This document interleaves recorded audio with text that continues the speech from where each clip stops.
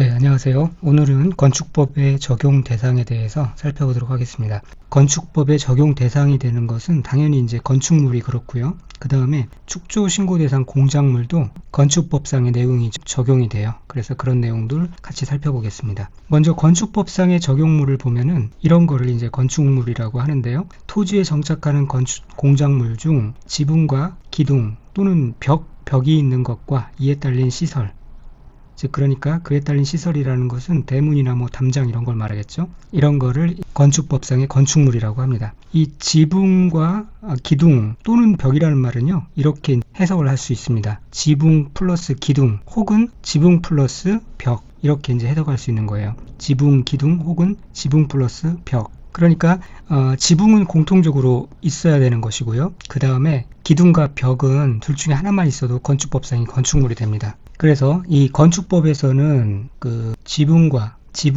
기둥 또는 벽이라는 그런 개념이 등장하는데요. 주택법에서의 건축물은 약간 좀 다르죠. 주택법에서는 이제 사람이 거주를 목적으로 하는 건축물이라는 것으로 정의가 돼요. 그러다 보니까 이 주택법에서는 주택과 부대시설도 이렇게 건축물에 포함이 되거든요. 그러니까 주택은 당연히 지붕과 기둥, 벽 이런 것들이 있어야 되겠지만 부대시설, 예를 들면 관리사무소나 주차장 같은 경우는 지붕과 기둥 또는 벽이 없더라도 이 주택법 적용 대상에 포함될 수가 있어요. 약간 다르고요. 또 민법상의 건축물의 개념은 또 다르죠. 독립적, 경제적 가치가 있는 고정물은 다 민법상의 건축물이 됩니다. 그런 지붕, 기둥, 벽 이런 개념이 아니라 경제적 가치가 있는 모든 구조물이 다 민법상의 또 건축물이 되는 거예요. 그래서 이런 식으로 약간 다른데 일단은 나중에 나올 때 다시 한번 언급해 드리도록 하고요. 여기서는 토지에 정착하는 공작물 중 지붕과 기둥, 지붕과 벽 이런 것이 있는 시설과 이에 딸린 시설,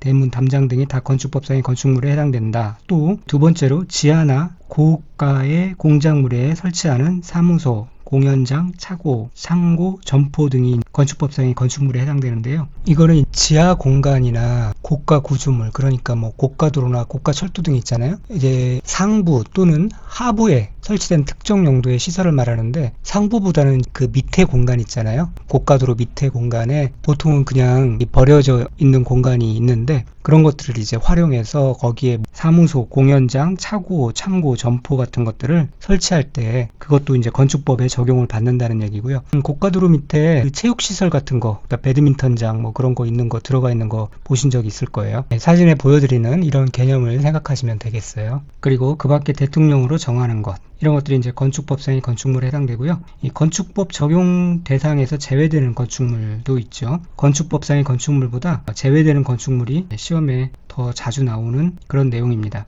먼저 이렇게 외워두세요. 철, 문, 태, 고, 수. 철문의 태를 만드는 고수라고 생각하세요. 제외되는 건축물로. 그 다음에 이 철도나 궤도의 선로부지에 있는 다음의 시설이 이제 제외되는 시설인데, 거기에는 보호, 풀, 보호급이 있습니다. 자, 하나씩 보면은요, 철도나 궤도의 선로부지에 있는 시설로 다음의 시설을 말하는데, 운전시설, 플랫폼, 철도 선로의 위나 아래를 가로지르는 보행시설, 해당 철도 또는 궤도 사업용 급수, 급탄, 급유시설. 그러니까 철도나 궤도의 선로부지에 운전 보안시설 같은 거, 플랫폼 이런 거 있잖아요. 보행시설도 있고요. 이렇게 철로를 가로지르는 보행시설 같은 거 있죠. 그 다음에 요즘에는 거의 없지만 예전에는 급탄시설, 급수시설 이런 게 있었겠죠. 이런 것들이 제외되는 건축물에 해당되고, 그 다음에 철, 문화유산의 보존 및 활용에 관한 법률에 따른 지정문화유산이나 임시지정문화유산 또는 자연유산의 보존의 활용에 따라 지정된 천연기념물, 임시지정 천연기념물, 임시지정 명승, 임시지정 시도자연유산, 임시자연유산자료. 이게 이제 작년에 약간 내용이 변경된 건데요. 어쨌든 이런 문화유산, 지정문화유산이든 임시지정문화유산이든 이런 문화유산과 그 다음에 천연기념물, 이런 것들이 건축법 적용 대상에 제외되는 건축물에 해당됩니다. 천연기념물 같은 경우는 이제 보존과 보호가 우선적인 목적이죠. 그래서 일반적인 건축법의 기준보다 더 엄격하고 구체적인 규제가 필요해요. 그래서 문화재 관련된 그런 법률로 다루죠. 그러니까 건축법 그런 측면에서 건축법 적용 대상에서 제외되는 건축물이다. 그렇게 이해하시면 되겠고요. 그 다음에 철문태, 철문태에서 컨테이너를 이용한 간이 창고, 단 이거는 이제 공장의 용도로만 사용되는 건축물의 대지에 설치된 것으로서 이동이 쉬운 것만 해당됩니다. 조건까지 같이 외워두셔야 돼요. 왜냐하면 대지에 고정된 것은 건축법 적용을 받아요. 그런데 공장의 용도로만 사용되는 건축물의 대지에 설치되는 것으로서 이동이 쉬운 것, 이동할 수 있는 것, 그런 것만, 그런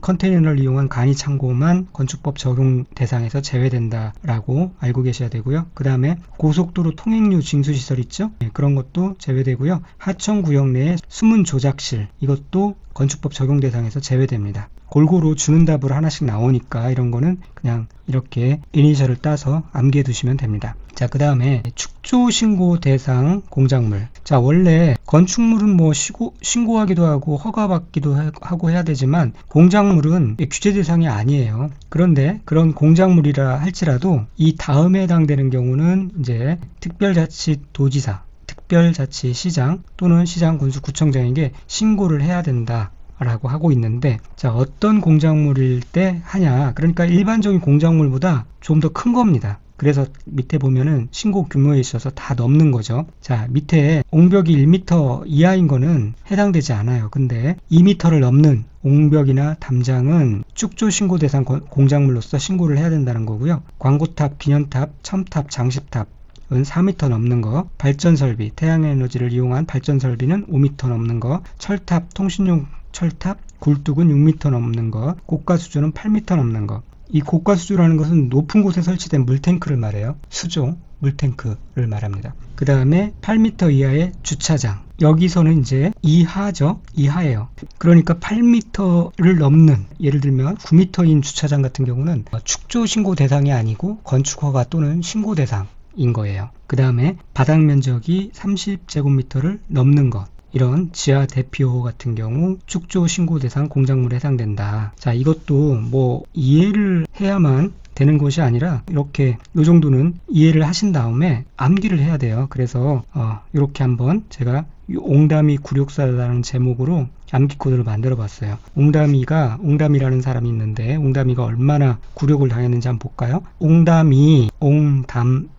광기로 처음 장사를 했어요. 그런데 바로 철통굴육을 당했어요. 그래서 8주 이하 30제곱미터 지하 대표에 숨어 살았어요. 얼마나 굴욕을 당했어요. 처음으로 장사했는데. 자, 이런 식으로 몇 번 반복하시면은 바로 외울 수 있고 문제를 풀 수 있을 겁니다. 여기서 좀 주의해야 될 것은 건축물에 딸린 옹벽의 공작물은 이게 건축물에 딸린 거니까 건축물에 해당돼요. 그래서 공작물 축조 신고 대상이 아니고 건축 허가를 받아야 되는 거예요. 그래서 건축 허가를 받는다고 하면은 이 축조 신고 대상이 아닌 게 되는 거죠. 자, 그렇게 알아두시면 되겠고요. 그 다음에 이제 건축법 적용 대상 행위를 보면은 건축행위가 건축법 적용 대상 행위가 되는 것이고요. 두 번째로는 이 대수선도 건축법 적용 대상 행위가 됩니다. 자, 그래서 먼저 이 건축에 대해서 알아볼게요. 건축이란 건축물을 신축, 증축, 개축, 재축, 이전하는 것을 말해요. 그래서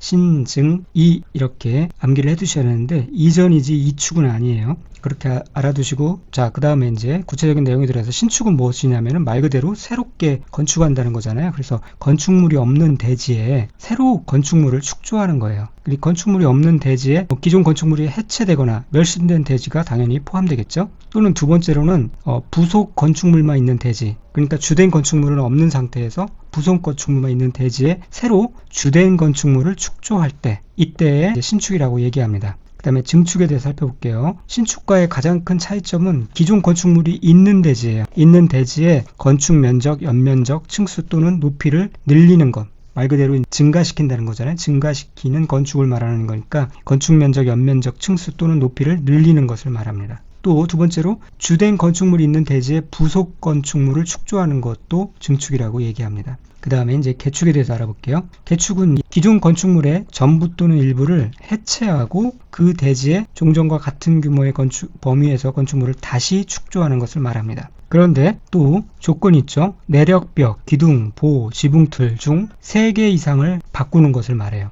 그러니까 예를 들면은 벽과 기둥, 지붕을 새로 짓는다면 이제 개축이 되는 거죠. 그런데 또 한옥의 경우에는 지붕틀에서 이 석가래를 제외합니다. 그러니까 한옥을 개축할 때는 석가래를 교체하더라도 개축으로 보지 않는다는 거예요. 자, 그 다음에 재축에 들어가서, 재축은 다시재자잖아요. 그래서 건축물이 천재지변이나 그 밖의 재해로 멸실될 경우 그 대지의 다음의 요건을 모두 갖추어서 다시 축조하는 것을 말합니다. 다시 축조하되 연면적 합계는 종전규모 이하로 해야 되고요. 그 다음에 동수, 층수 및 높이가 모두 종전규모 이하여야 돼요. 만약에 종전규모를 초과하는 경우에는 이 모든 것들이 해당 동수, 층수 및 높이가 건축법 또는 영 또는 건축조례에 모두 적합해야 합니다. 자, 여기서 개축과 재축이 헷갈릴 거예요. 그래서 가장 중요한 둘을 구분하는 키워드는 이겁니다. 개축은 해체하고 같은 규모 범위에서 건축물을 다시 축조하는 것을 말하고요. 재축은 재해로 멸실된 경우 그 대지의 아래의 요건을 갖추어서 다시 축조하는 걸 말해요. 그래서 요거는 일단은 키워드로 개해 같은 재멸다, 개해 같은 재멸다, 재멸다, 그렇게 암기해 두시고 그 다음에 구체적인 내용을 좀 살펴보시는 게 좋습니다. 자, 그 다음에 이전은 이제 쉬운 내용이니까 들어가기 전에 다시 말씀드리면, 이 신축은 빈 땅에 새 건물 짓는 거예요. 그 다음에 증축은 건물을 높이거나 면적을 늘리는 것. 그렇죠? 그 다음에 개축은 허물고 비슷하게 다시 짓는 것. 그리고 재축은 재해로 멸실된, 홍수 등으로 멸실된 그런 건물을 다시 짓는 것을 말합니다. 그리고 구체적인 내용은 다시 한번 정리를 해 두시고요. 자, 그 다음에 이전은 이축이 아니라고 그랬고, 이전의 뜻은 뭐냐면 건축물의 주요 구조물을 해체하지 아니하고 같은 대지에 다른 위치로 옮기는 것을 말해요. 그러니까 두 가지 조건이 있죠. 주요 구조물을 해체하지 아니해야 돼요. 그 다음에 같은 대지로 옮겨야 돼요. 같은 대지에 다른 위치로 옮기는 거죠. 만약에 다른 위치로 옮긴다 이런 경우는 낮에 지면 신축이 될 것이고 건부지면 증축이 되고 이런 식으로 전혀 다른 내용이 됩니다. 그래서 이거를 잘 정리해 두시기 바랍니다. 자, 그 다음에는 대수선도 건축법이 적용되는 대상 행위에 속하는데, 이 대수선이라는 것은 일단은 증축, 개축, 재축에 해당되지 아니하는 아래의 조건을 말해요. 그러니까 이 말인즉 증축, 개축, 재축이 이 대수선보다 우선이라는 말입니다. 자, 그러면은 대수선이 어떤 행위를 대수선이라고 하는지 살펴보면은 밑에 이런 1부터 8가지의 행위가 나오는데요. 이걸로 공부하시면 헷갈릴 거예요. 내력벽을 증설 또는 해체하거나 그 면적이 30제곱미터 이상 또는 변경하는 것, 이렇게 나와 있는데, 이렇게 하는 것보다 밑에 표로 정리하시는 게 손쉬울 겁니다. 일단은 대수선을 하는 그런 대수선 행위를 크게 두 가지로 나눠볼 수 있어요. 주요 구조부와 외부 형태 등을 대수선하는 것으로 나눠볼 수 있는데, 주요 구조부에는 내기, 보틀, 바주, 이게 주요 구조부라고 그랬죠. 이거를 건드는 거예요. 구체적인 조건은, 대수선에 해당되는 조건은 좀 이따 알아보도록 하고요. 그 다음에 외부 형태를 건드는 게 있는데, 이것은 가세,